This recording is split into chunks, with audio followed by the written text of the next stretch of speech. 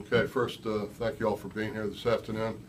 Let me identify the people up here with me. To my left is Assistant Chief Keith Morris and Assistant Chief Bill Lake, both of the Allentown Police Department. To my right is First Assistant District Attorney Steve Luxa. To his right is Detective John Brixis of the Allentown Police Department. To his right is Detective Rich Heffelfinger of the Lehigh County Homicide Task Force. Last night, 2 New Jersey men and an Easton man were charged with the double homicide in Allentown, which was committed early Sunday morning, July 5th. 2 of the men have also been charged with committing 3 armed robberies the day after the man and woman were fatally shot. And that shooting, of course, took place at the 6th and Greenleaf Streets. The defendants are Todd West, age 22, of Elizabeth, New Jersey; Kareem Mitchell, age 23, of Newark, New Jersey; and Robert Anthony Jourdain, age 20, of 65 North 4th Street, Easton, Pennsylvania.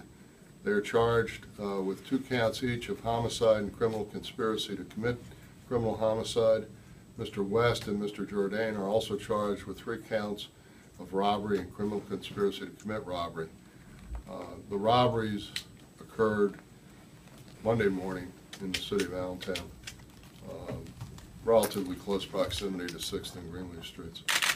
I'd like to commend the Allentown Police Department, particularly officers Robert Bush, who discovered a Mercedes vehicle which proved crucial to this investigation, and officers James Nuski and Preet Bajwa and the 2nd Platoon of the Allentown Police Department, who were instrumental in apprehending the defendants Jourdain and West in connection with the robbery investigation. Also like to thank the Easton Police Department for their cooperation in this case that resulted in the defendants being charged with an Easton homicide that was committed the same weekend, about an hour earlier than the Allentown double homicide. I believe District Attorney Morganelli has already had a press conference with respect to those charges. I'd also like to thank First Assistant District Attorney Steve Luxa, who during the course of both Sunday and Monday worked closely with the Allentown Police Department, Detective Brixis and others to assist in obtaining search warrants as well as preparing the affidavits of probable cause, and Detective Rich Heffelfinger and Chief County Detective Joe Stauffer of the Lehigh County Homicide Task Force, which also participated in the investigation. We received help as well from the officer David M. Petzel Digital Forensics Laboratory, located on the campus at DeSales University in Center Valley. Their cell phones are being analyzed in connection with this case. And we also received invaluable assistance from Kurt J. Tempinski, who's a special county detective in the Firearms and Toolmark Laboratory, which is located in the Lehigh County Citronia Ambulance Center in South Whitehall Township. Detective Tempinski analyzed 18 shell casings connected to both the Allentown and Easton homicides, as well as the attempted criminal homicide in Easton, and bullet fragments recovered from the victims, as well as a revolver connected with this case. Mr. Tempinski is a veteran firearm and toolmark examiner, and he was able to do the examinations within a day. And without that lab and Detective Tempinski's experience, we may have been waiting for days or weeks to get results that were obtained within hours, so that was crucial to the investigation. This was a complex case that was resolved in less than 48 hours after a man and woman were found shot to death in Allentown. The case is an excellent example of cooperation among law enforcement authorities who worked together to apprehend these 3 men, who, it should be noted, did not know the victims of the fatal shooting in Allentown, nor do I believe they knew the victim of the fatal shooting in Easton, or the victims of the car that was shot at in Easton, nor did they know the victims of the 3 robberies. So all these acts appear on the basis of the investigation to be completely random. I want to thank all the officers and others who worked during the course of the investigation tirelessly over the holiday weekend. And the quick developments in this case were the result of their efforts in collecting evidence, interviewing witnesses, making connections that linked the incidents in both Northampton and Lehigh counties. and as I said, particularly Officer Bush, who located the white Mercedes in the parking lot at, I think, 401 Hamilton Street.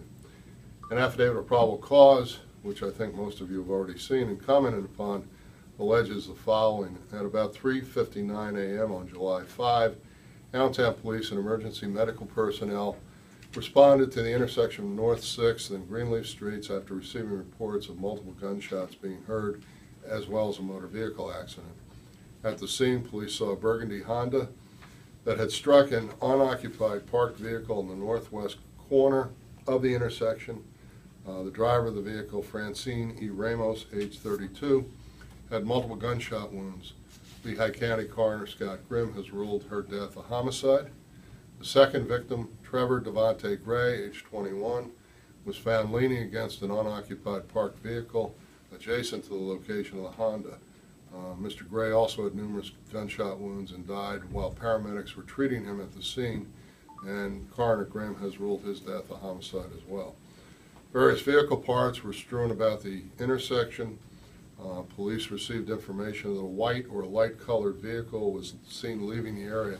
There was no description that it was a Mercedes or an SUV, only a white or light-colored vehicle.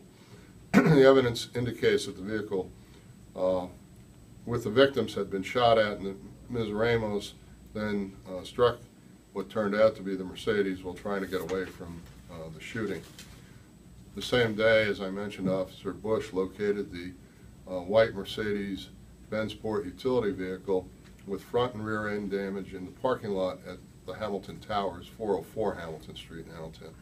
Search warrant was executed, and a .38 caliber Smith & Wesson revolver in a Walmart shopping bag and 18 discharged .38 caliber cartridge casings were found in the vehicle. The vehicle was registered to the mother of the defendant, Kareem Mitchell. Police viewed footage from the city cameras to determine if there was a white Mercedes SUV in the area over the weekend. I believe the city cameras did detect that Mercedes moving in and about the city. Allentown Police received information from the Easton Police of the fatal shooting that occurred at 3 a.m. on July 5th, about an hour before the Allentown incident. Easton Police notified Allentown Police that about 15 to 20 minutes after the fatal shooting, someone got out of a white SUV and fired at a vehicle occupied by a man and woman. Then 3 robberies occurring on Monday, July 6th, led to the immediate arrest of defendants West and Jourdain. That arrest was effected by officers Nuski and Bajwa, thank you, as well as the 2nd Platoon. And victims of those robberies gave descriptions of the perpetrators to the police, who later saw 2 men matching that description. After police pursuit, one of the men discarded an object that was later determined to be the cell phone of one of the robbery victims. West and Jourdain were apprehended and identified by 2 of the robbery victims, and Mr. Mitchell, who was driving the SUV, turned himself into Allentown Police yesterday afternoon. Allentown Police interviewed Mr. West and Mr. Mitchell as part of the investigation, and that investigation resulted in the allegations that Mr. West shot the victims, that Mr. Mitchell drove the Mercedes, and that Mr. Jourdain purchased the ammunition for the firearm at the Walmart store located to the north of Easton. Surveillance video from that Walmart shows a person alleged to be Mr. Jourdain purchasing the ammunition for a .38 caliber handgun that was later recovered from the Mercedes. Either of the chiefs want to say anything?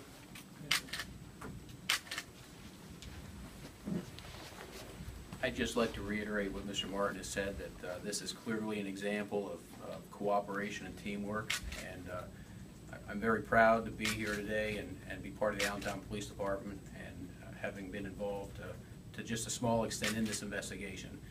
Detective Brixis is the affiant in the case. Did an excellent job. The other officers that Mr. Martin mentioned.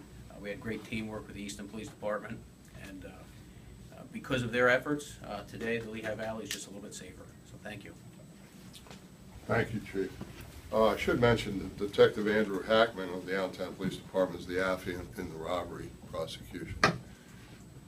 All right, any questions? Mr. Martin, can you say what the motive is here? Did they come from Newark and Elizabeth, New Jersey to kill people? Were they here for a particular reason? The crime? I'm not going to speculate on the motive. I'd only say that based on the investigation, these acts, all of them appear to be completely random.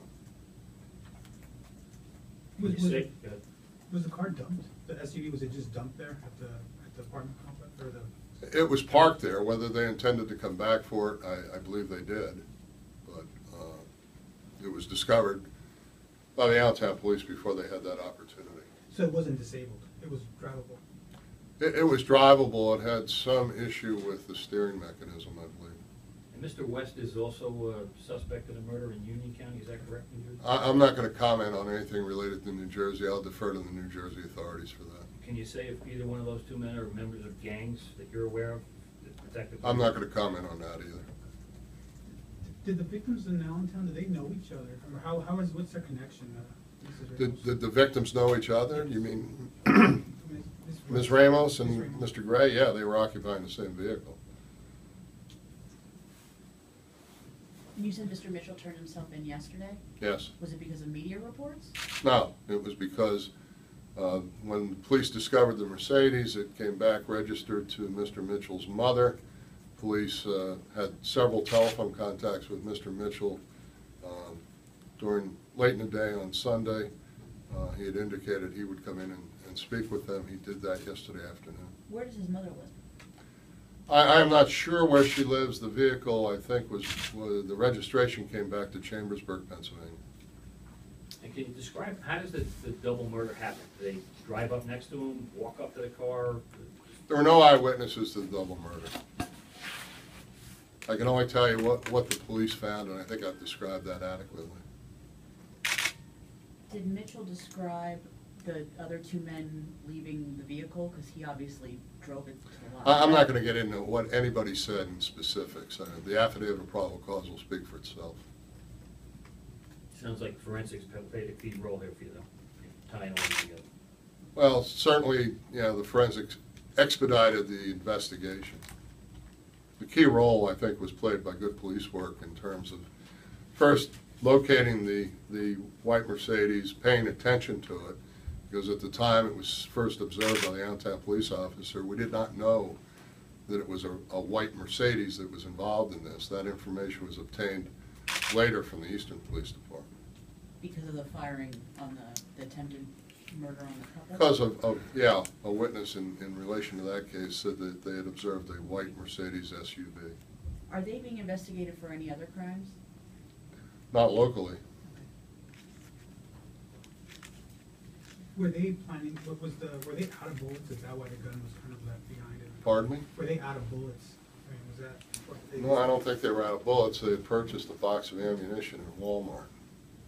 Did they use a knife in these robberies because the car had been taken already?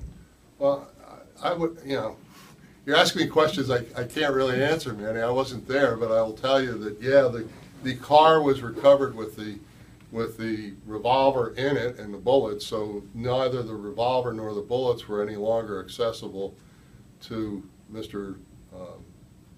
West and Jourdain on Monday morning. It said one of the victims required hospital treatment. Can you describe the type of injuries? That one of the victims had cuts to his hand, but the other victim.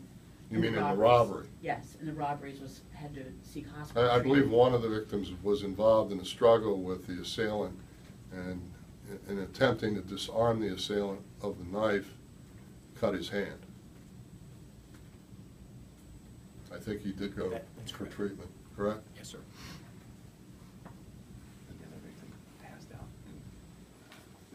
I'm not sure which, but he did pass out. He took to the hospital. There wasn't one of the other victims of the robberies. There were three robbery victims. One of the others apparently passed out or was knocked out and received medical treatment as well.